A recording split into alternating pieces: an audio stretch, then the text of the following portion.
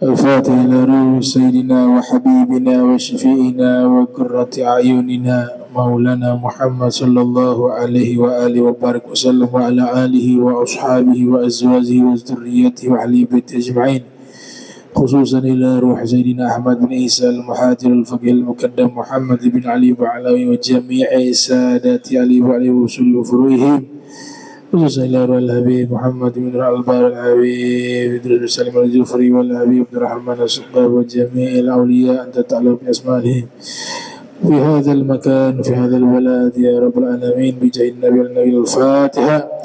أعوذ بالله من الشيطان الرجيم، بسم الله الرحمن الرحيم، الحمد لله رب العالمين الرحمن الرحيم مالك يوم الدين، إياك نعبد وإياك نستعين، اهدنا الصراط المستقيم صراط الذين أنعمت عليهم غير المغضوب عليهم ولا الضالين آمين. السلام عليكم ورحمة الله وبركاته. Alhamdulillah Rabbil Alamin. Allahumma salli wa sallim ala Sayyidina Muhammadin miftahi babi rahmatillah adada ma fi ilmillah, salatan wa salaman daimain mutalazimain bidawa'i mulkillah wa ala alihi wa sahbihi wa man walah, amma ba'du. Subhanak la ilma lana illa ma 'allamtana innaka antal alimul hakim. Rabbi israh li sadri wa yassir li amri wahlul 'uqdatam min lisani yafqahu qawli wasaddid lisani wahdi qalbi bihaqqi sayyidina Muhammadin sallallahu alaihi wa alihi wa barak wa sallam. Ya man huwa fi uluhi kain, ya man huwa fi fi'li hamid, ya man huwa fi majdihi matin. Allahumma akrimna binuril fahmi wa akhrijna min zulumatil wahmi warzuqna fahman nabiyyin wa hifdal mursalin wa ilhama malaikatil muqarrabin. Rabbana zidna ilman wa fahma wa aqla ya akramul akramin bihaqqi sayyidina Muhammadin khatamil anbiya'i wal mursalin. Ya Rahman ya Rahim, wa sallallahu ala sayyidina Muhammadin wa ala alihi wa sahbihi wa barak wa sallam. Alhamdulillahi rabbil alamin. Wala al-musannif rahimahullah wa radiyallahu ta'ala anhu wa ardah wa nafa'ana bihi wa bi ulumihi wa amaddana bi asrarihi wa a'adana min barakatihi fid darain. Radiyallahu ankum. Faslun an Abi Abdullah Jabir ibn Abdullah al-Ansari radiyallahu anhuma anna rajula sa'ala Rasulullah sallallahu alaihi wasallam faqala ara'aita idza sallaitul maktubat wa sumtu ramadana wa ahlaltul halala wa haramtul harama wa lam azid ala dhalika shay'a adkhulul jannata qala na'am rawahu Muslim. Wa ma'na haramtul harama istanabtuhu wa ma'ana ahlaltu halala fa'altuhu mu'taqidan hillahu. Alhamdulillah, puji syukur kehadirat Allah, salawat salam tercurahkan kepada junjungan mulia Nabi tercinta Sayyiduna wa Maulana Muhammad sallallahu alaihi wa alihi wa barak wasallam, beserta segenap keluarga beliau, sahabatnya dan umatnya. Yang sama-sama kita muliakan Imam Masjid Al-Muttaqin Aminun Cialbar, mata'ana Allah Ta'ala bituli hayatih wa umrih wa nafa'ana bihi wa bi'ulumihi wa amaddana bi asrarihi wa a'adana min barakatihi fid darain. Amin ya rabbal alamin. Semua para asatiza, Al-Ustaz Hasan wal para hadirin wa hadirat yang insyaallah dirahmati Allah Subhanahu wa taala. Kita sampai ke hadis yang ke-22 dari Abi Abdullah Jabir ibn Abdullah al-Ansari.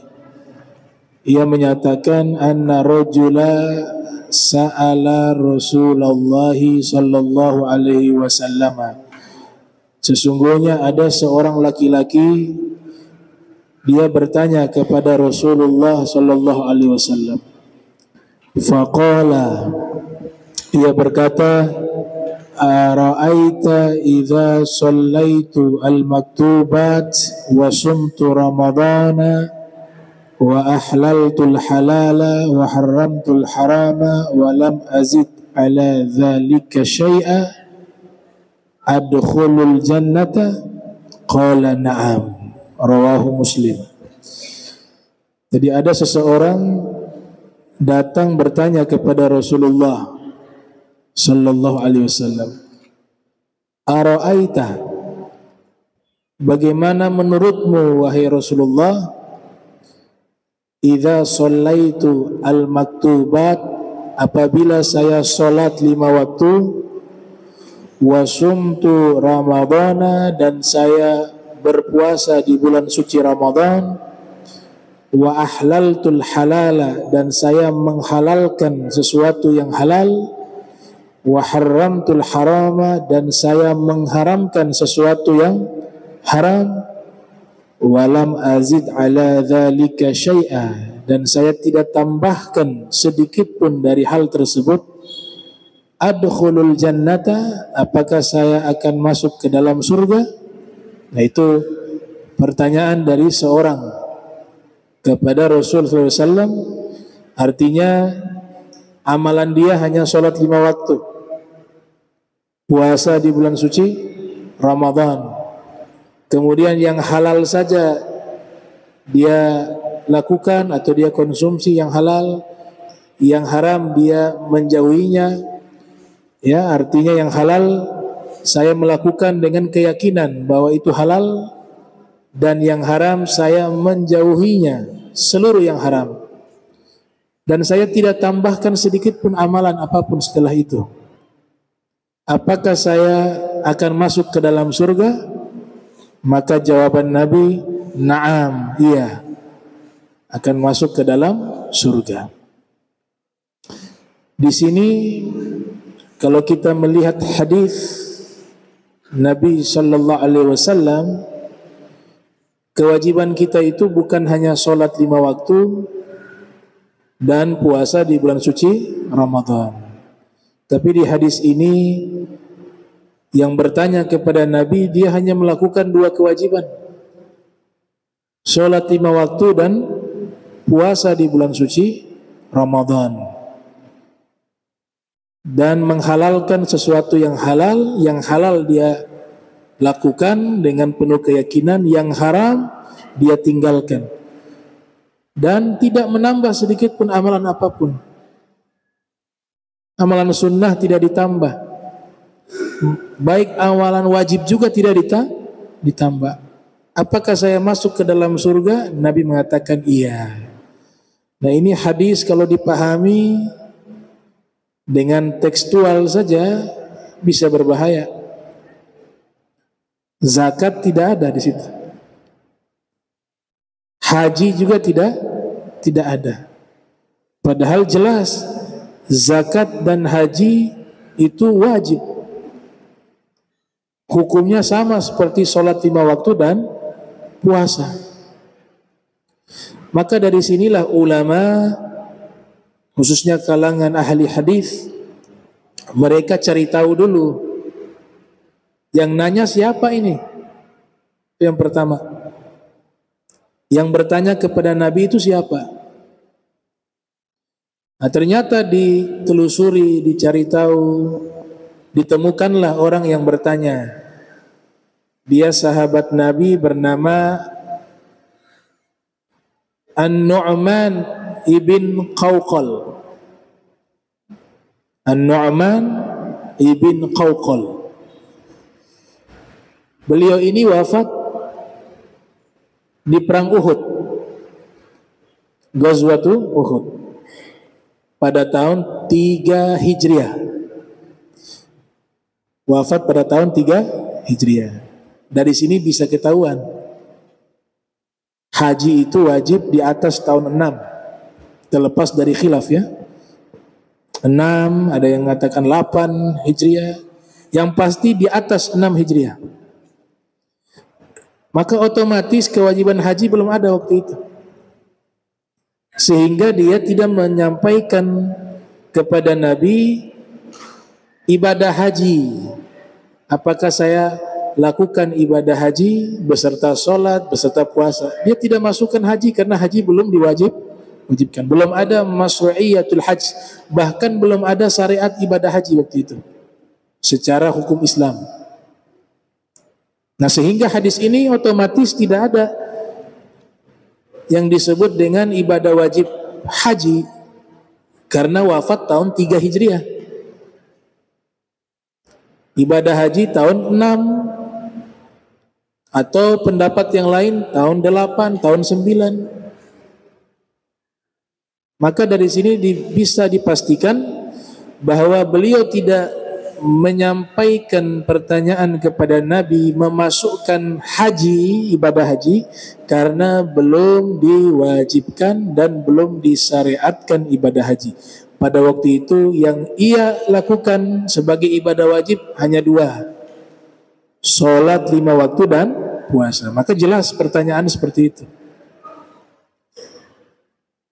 Tapi kalau kita gak cukup ini, kalau kita yang sekarang nih cukup sholat 5 waktu, puasa, halal kita kerjakan, haram kita tinggalkan, sampai di situ saja belum cukup, masih ada kewajiban lainnya. An-Nu'man bin Qawqal ini bertanya karena belum ada kewajibannya ibadah haji. Itu yang pertama.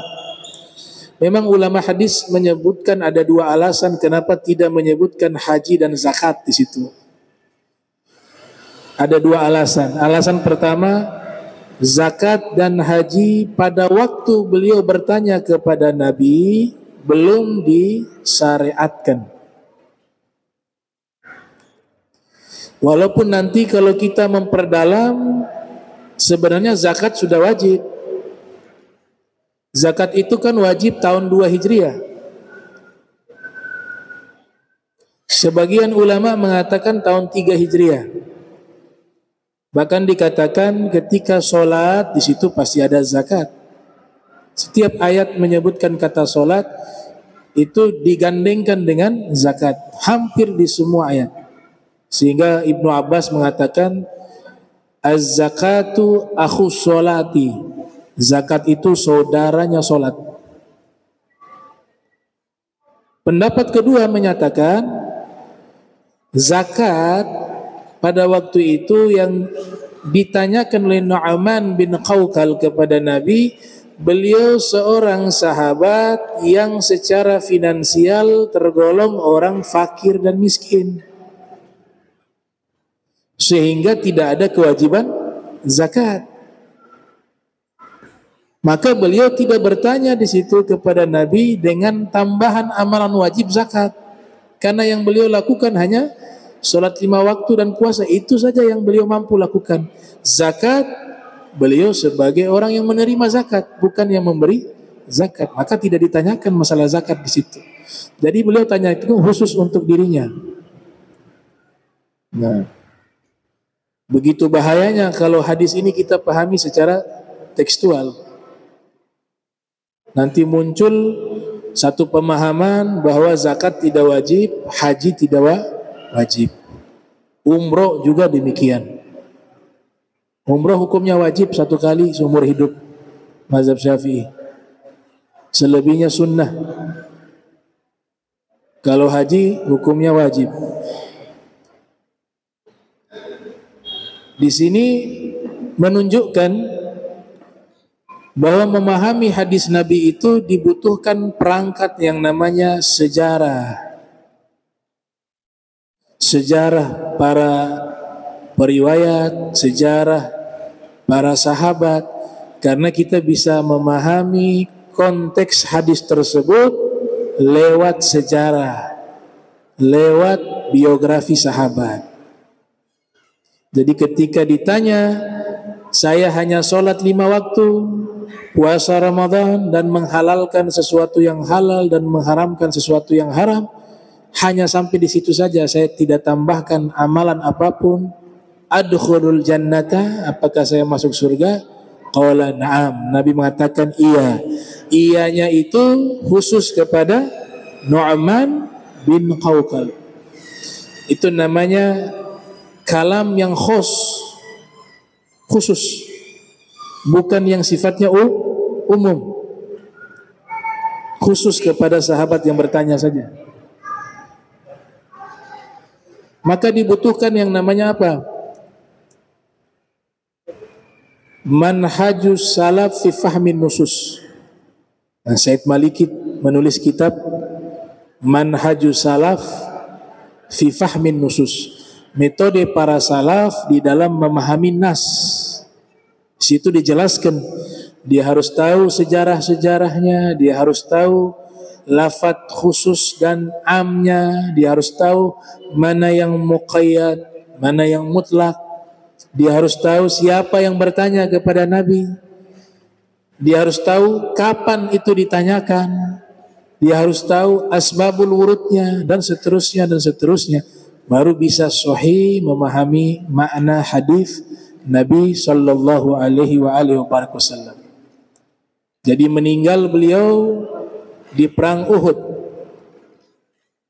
setelah perang Badar.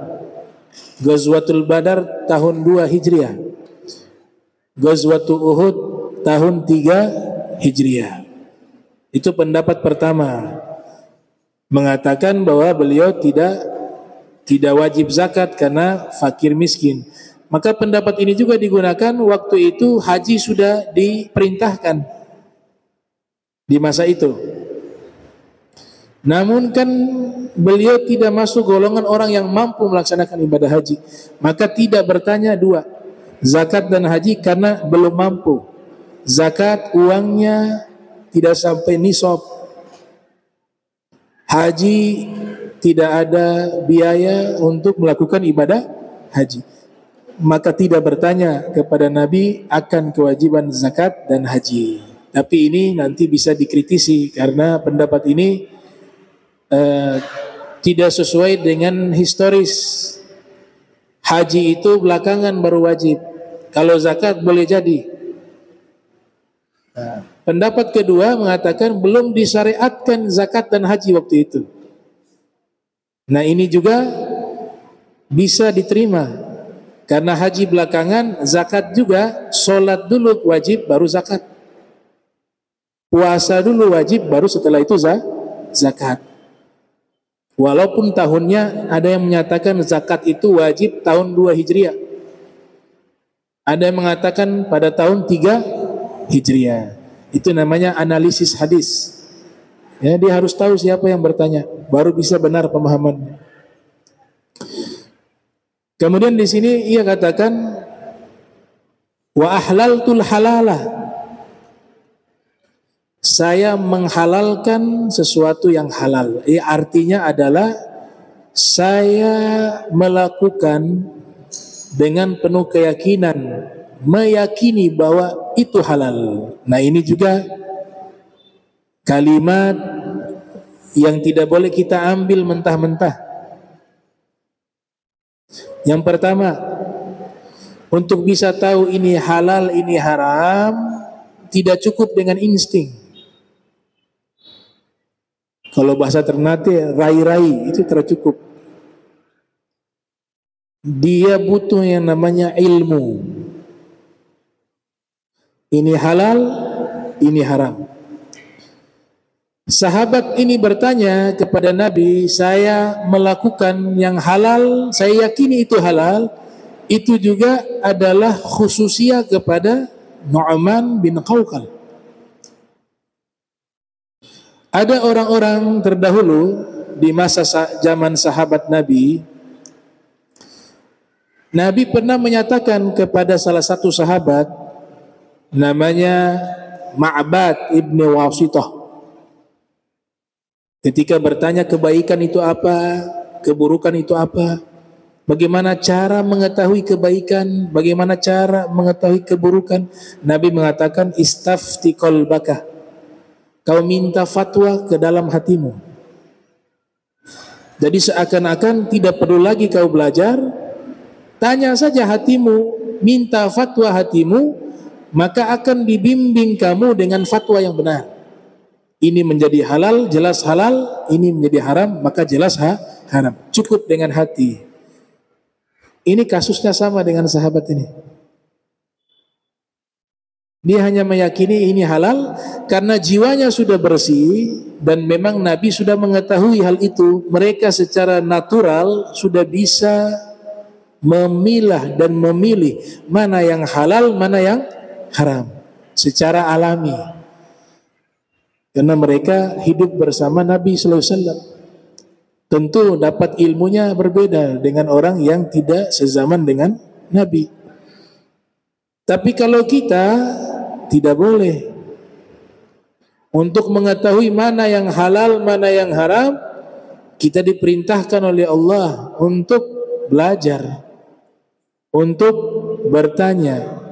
Fas'alu ahla dzikri in kuntum la ta'lamun. Itulah yang disebut dengan menjemput hidayah. Jadi hidayah itu dia sudah ada. Makanya kalimat yang kita sampaikan, kita katakan mencari hidayah, itu kurang tepat. Menjemput hidayah. Hidayah sudah ada di hadapan kita.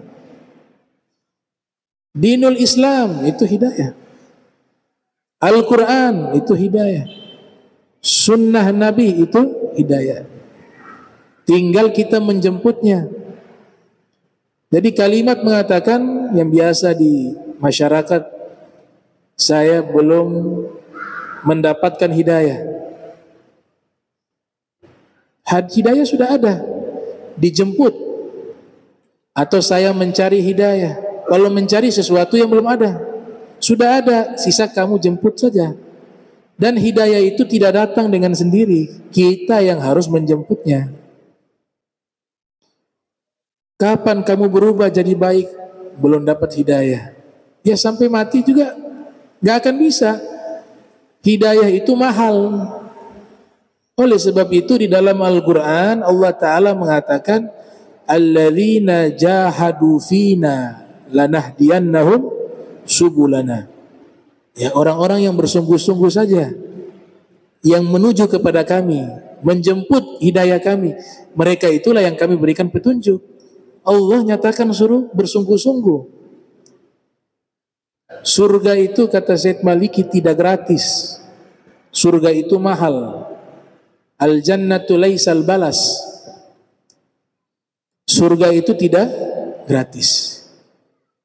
Untuk masuk surga harus dapat hudan, petunjuk. Maka petunjuk inilah yang harus kita berusaha untuk meraihnya dengan semaksimal mungkin, dengan kesungguhan, dengan susah payah. Bukan duduk terus hanya mengatakan belum dapat hidayah saya tunggu nanti hidayah datang. Yang datang hidayat, bukan hidayah. Yang datang kawannya namanya hidayat. Hidayah mahal, sehingga harus bersungguh-sungguh meraihnya. Karena balasan dari hidayah tersebut adalah jannah, surganya Allah Ta'ala.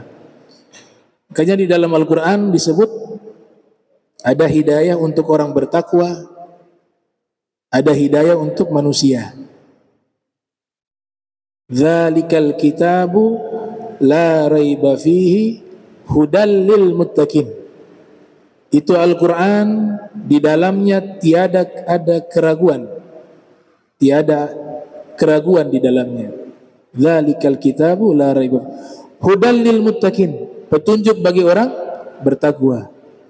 Di ayat yang lain hudal linnas, petunjuk bagi seluruh manusia. Jika konteksnya kepada seluruh manusia, hidayah bagi seluruh manusia, artinya di dalam Al-Quran di situ ada petunjuk-petunjuk kebenaran, baik yang sifatnya ilmiah. Berapa banyak penemuan-penemuan ilmu pengetahuan yang baru ditemukan di masa kita, ternyata di dalam Al-Quran sudah dijelaskan ribuan tahun yang lalu. Ini mengajak mereka, orang-orang yang di luar Islam, mendapati kebenaran Al-Quran, membawa mereka petunjuk masuk ke dalam agama Islam. Itu yang dimaksud hudal linnas. Kalau sudah masuk Islam, sudah jadi seorang muslim, maka konteksnya beda lagi. Hudal lil muttaqin. Al-Quran itu sebagai apa? Petunjuk bagi orang yang bertakwa. Karena di dalam Al-Quran ada yang disebut akidah, ada yang disebut ibadah, ada yang disebut suluka. Akidah, keyakinan, keimanan, ibadah, yaitu praktik pelaksanaan hukum syariat. Kemudian suluka, yaitu jalan spiritual di dalam mensucikan jiwa dan hati. Itu ada di dalam Al-Quran, maka disebut hudal lil muttaqin. Ada salah satu tokoh di Mesir bernama Hasan al-Banna, pendiri Ikhwanul Muslimin. Tokoh ini memang jadi polemik di tengah-tengah ulama yang ada di Mesir. Ada yang menyanjungnya, ada yang mengkritiknya, ada yang memujinya, ada yang menjatuhkannya. Masih menjadi polemik di tengah-tengah ulama Mesir. Beliau asal Mesir. Al-Imam Asy-Syahid itu julukannya, imam yang syahid. Syahid karena terbunuh. Ada seseorang menembak beliau dengan senjata hingga meninggal dunia. Beliau wafat pada tahun 1949 Masehi.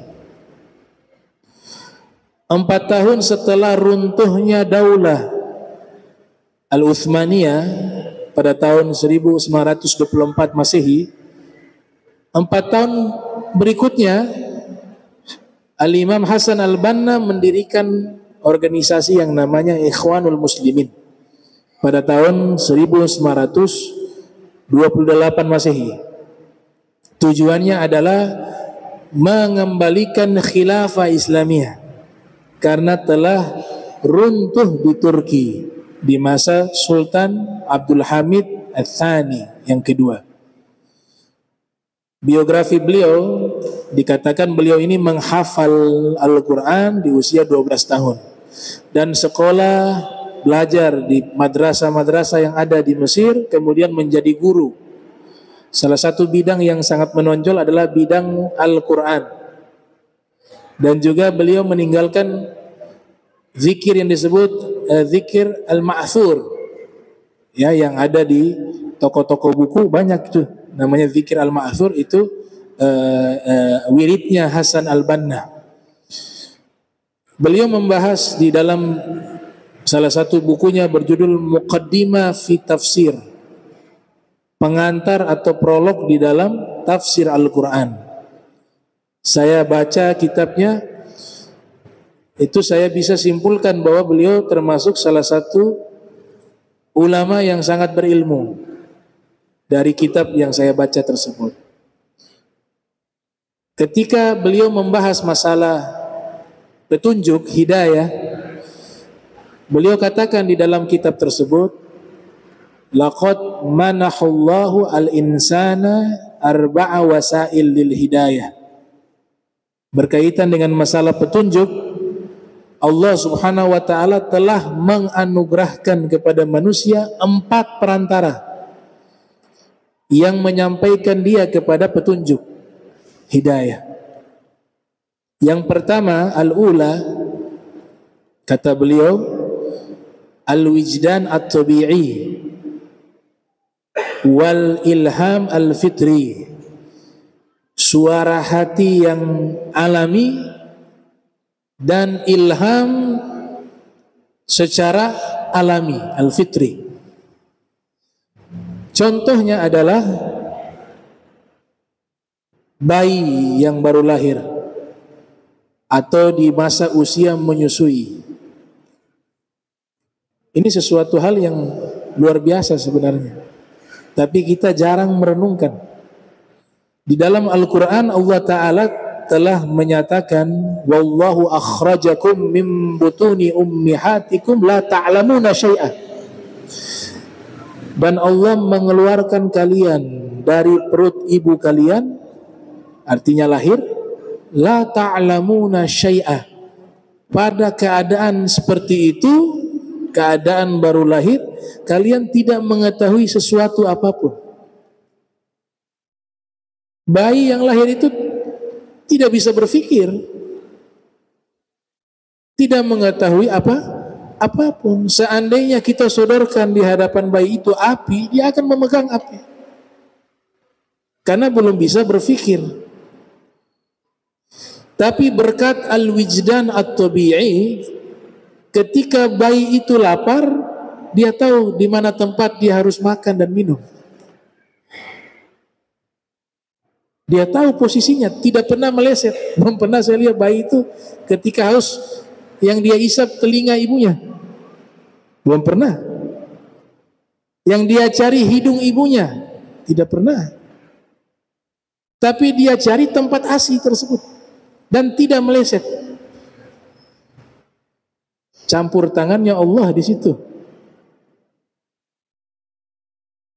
Allah atur semua. Coba renungkan tuh. Itu yang disebut petunjuk.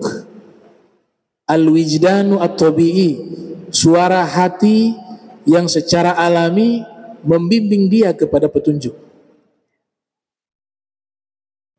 Kalau manusia sudah diberikan hidayah dari baru lahir, Allah sudah curahkan perhatian kepada manusia yang baru lahir.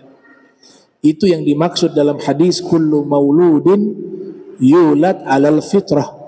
Semua yang baru lahir itu di atas fitrah, di atas kesucian, di atas bimbingan Allah.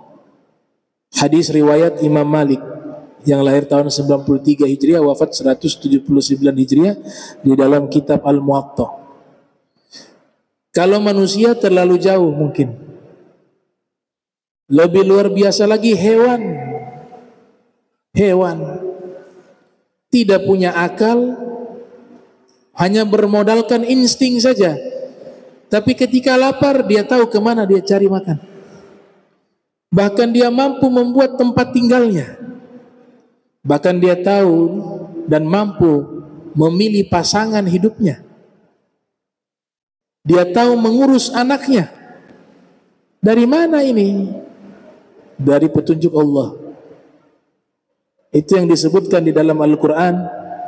Wa auha rabbuka ila nahli anittakhidhi minal jibali buyuta wa minas syajar wa mimma ya'rishun.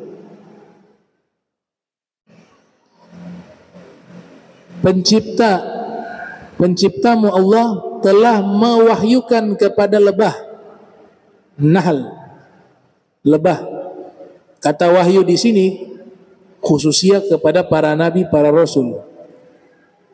Jadi kalau ada lafaz dalam Al-Quran disebutkan wahyu kepada selain para nabi, para rasul, maka jangan mengartikan kalimat itu wahyu, tapi diartikan apa? Ilham.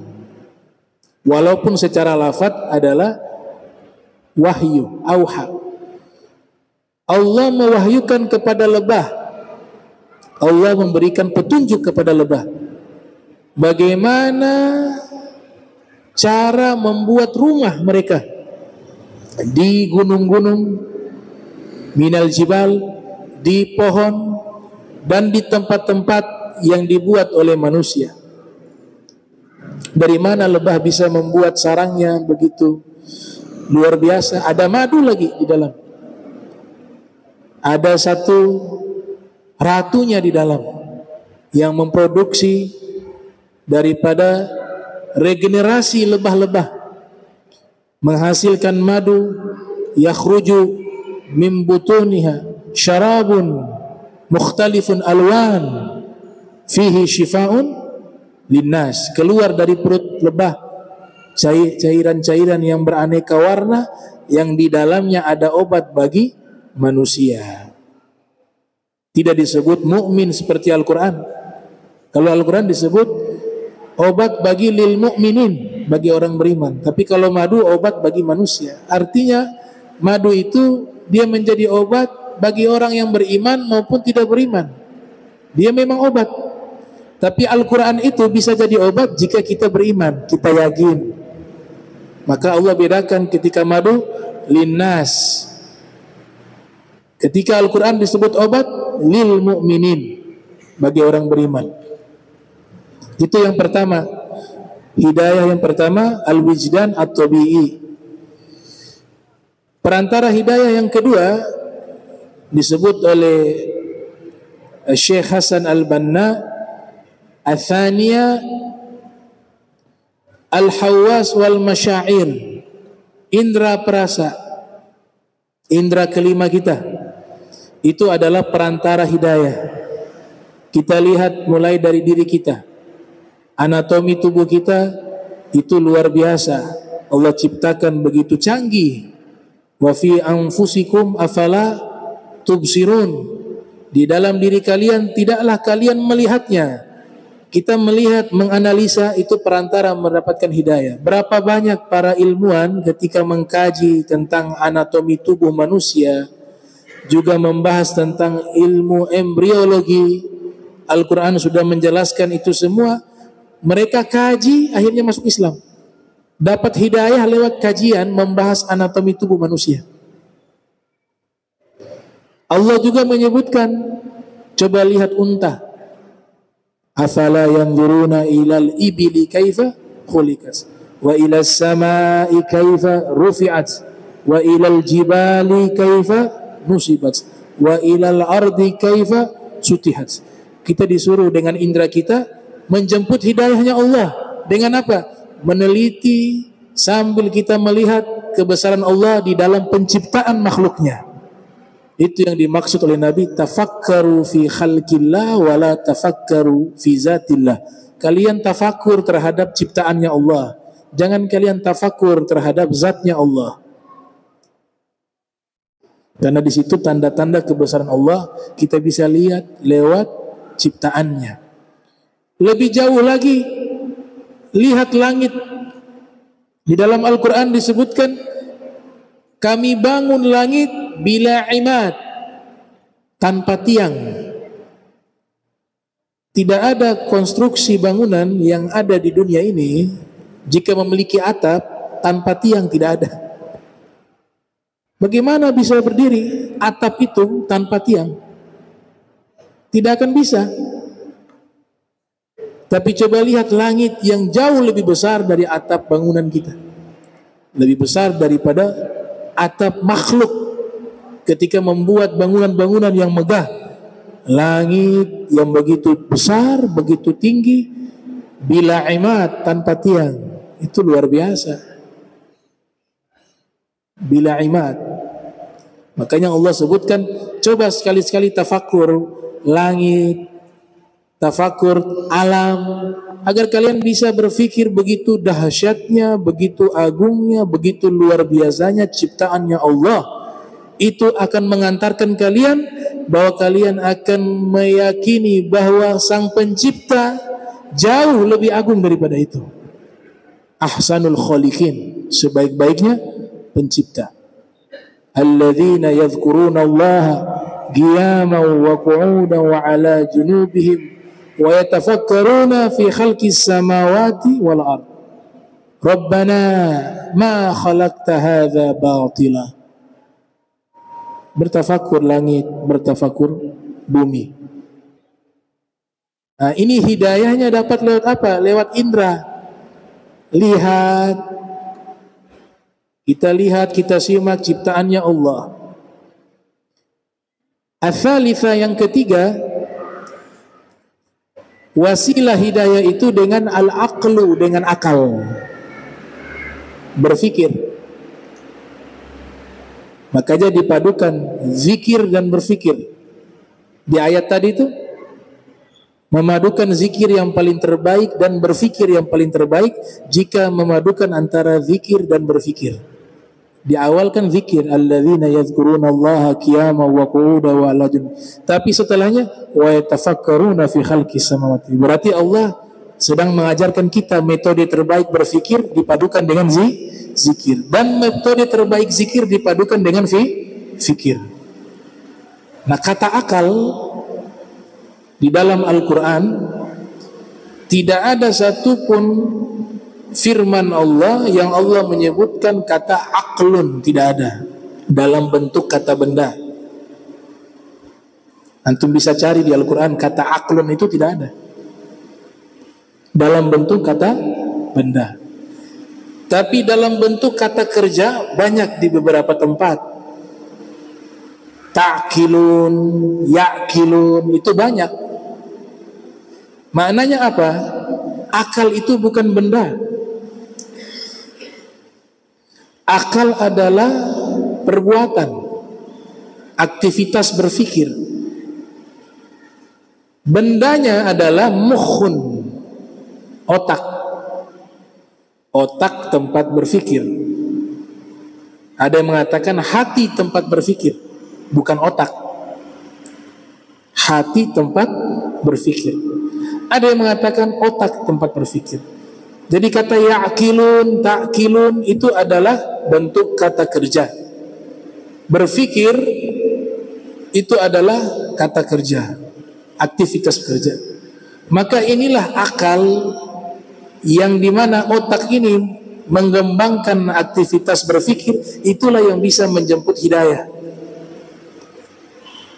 Makanya dalam Al-Quran jelas Allah katakan, afalam tasiru fil ardi fatakuna lahum qulubun ya'qiluna biha aw adhanun yasma'una biha fa innaha la ta'mal absar walakin ta'mal qulub allati fi sudur. Allah katakan, berjalanlah kalian di muka bumi ini agar hati-hati kalian itu bisa berpikir akan kebesaran daripada ciptaan Allah, dan pendengaran kalian mereka bisa gunakan untuk mendengar daripada nasihat-nasihat lewat wahyu Al-Quran dan hadis Nabi. Di sini disebutkan akal untuk berpikir melihat kebesaran Allah. Kalau yang tadi indra dengan lihat, ini tanpa melihat kita hanya berpikir, itu juga sudah bisa menjadi perantara mendapatkan hidayah. Di ayat yang lain kan disebutkan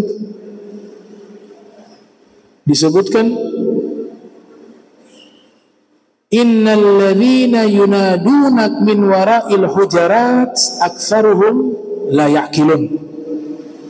Allah sebutkan orang yang tidak berpikir juga adalah ketika orang-orang tersebut hidup di zaman Nabi, mereka memanggil Nabi dengan sebutan namanya di balik ruangan-ruangan kamarnya. Allah sebutkan aktsaruhum la ya'qilun. Kebanyakan mereka tidak punya akal. Jadi yang tidak beradab kepada Nabi Muhammad disebut la ya'qilun. Orang yang tidak punya adab kepada Rasulullah disebut mereka orang yang tidak berakal.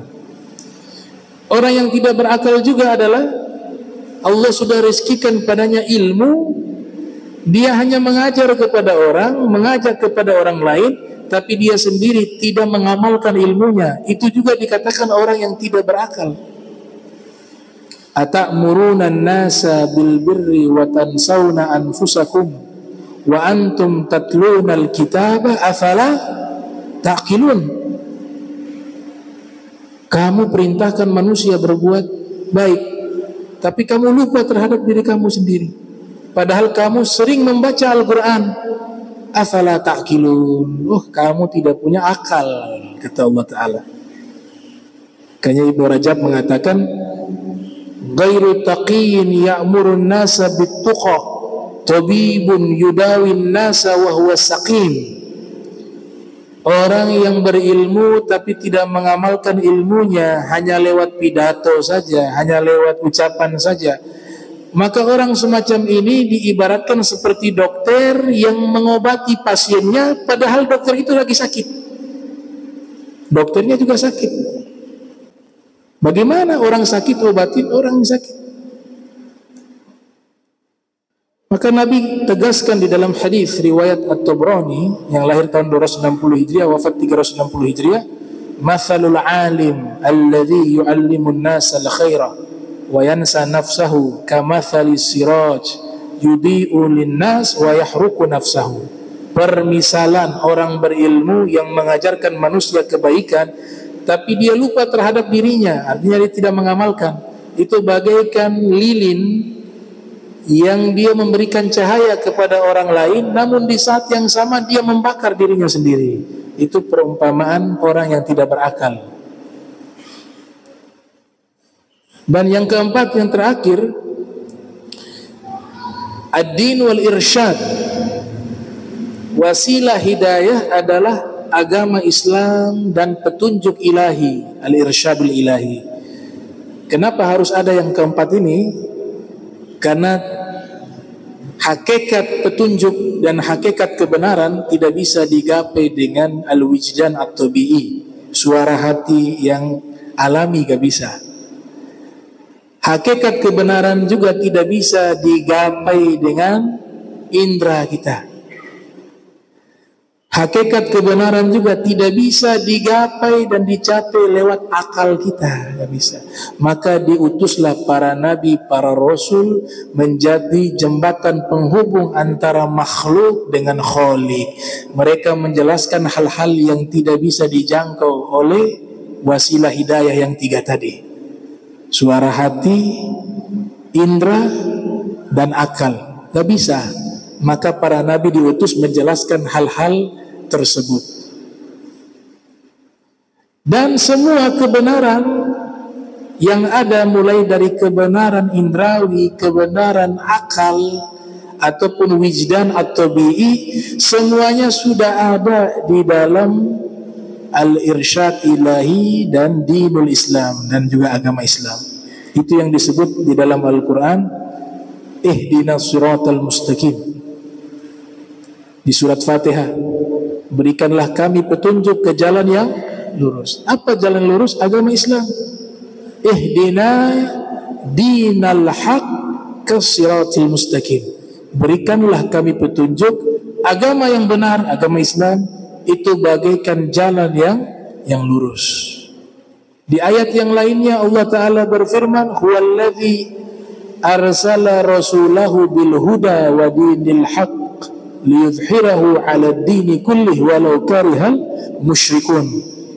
Dia Allah yang telah mengutus seorang rasul, Nabi Muhammad SAW, bil huda. Nah, Nabi bawa apa? Petunjuk. Wa dinil haq, dan agama yang benar, untuk menghapus semua agama sebelumnya, untuk memenangkan dari seluruh agama sebelumnya. Walau karihal musyrikun, walaupun orang musyrik tidak menyukainya. Nah, inilah yang dibawa oleh Nabi Muhammad. Kita menggunakan akal untuk mencari tahu, mengetahui kehendaknya Allah di dalam menetapkan hukum. Itu kan kehendaknya Allah. Pakai akal sampai kapanpun tidak bisa. Maka lewat siapa? Lewat Nabi Muhammad. Nabi Muhammad jelaskan, begini cara wudu, begini cara sholat, begini cara zakat, begini cara haji. Sallu kama ra'aitumuni usalli, khudzu anni manasikakum. Itu bukan keinginan Nabi, itu keinginan Allah. Kemudian Nabi diwahyukan untuk menyampaikan kepada makhluk. Gak bisa dengan akal, harus lewat Nabi Muhammad sallallahu alaihi wasallam. Kita dengan akal kita, dengan indera kita, dengan suara hati kita, kita ingin mencari tahu bagaimana sih sifatnya Allah, namanya Allah. Allah itu apa? Itu gak akan bisa. Para filosof itu menggunakan akal, tidak temukan Allah. Kurang cerdas apa? Aristoteles ada khilaf, ada mengatakan dia mampu mencapai itu. Sokrates, Plato, Demokrates, tokoh-tokoh filosof Yunani, kekuatan akal mencari hikmah untuk menemukan Allah tidak bisa mereka temukan, karena akal tidak akan mampu itu. Yang mampu memperkenalkan Allah kepada kita para nabi.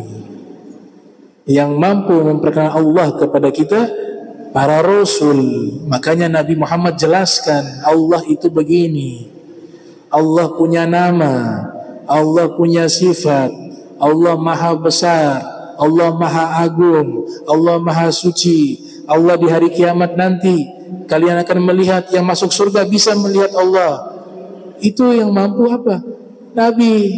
Akal gak bisa, karena ilmu ini melewati jangkauan akal manusia.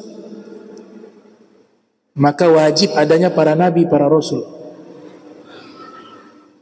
Kalau tidak, cukup dengan akal kita bisa. Tapi Allah tahu tidak akan bisa, Allah utus para nabi, para rasul. Jadi mereka menerjemahkan kehendaknya Allah, dan mereka memperkenalkan kita kepada Allah.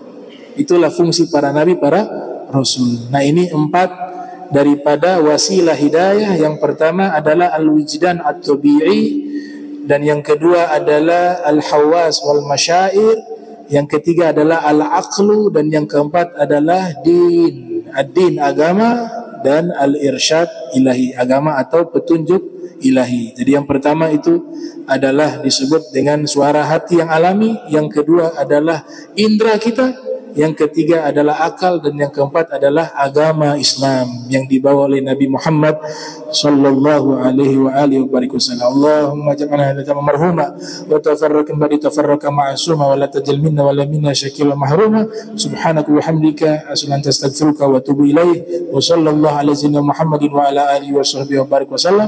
Wa la minkum. Wassalamu alaikum warahmatullahi wabarakatuh.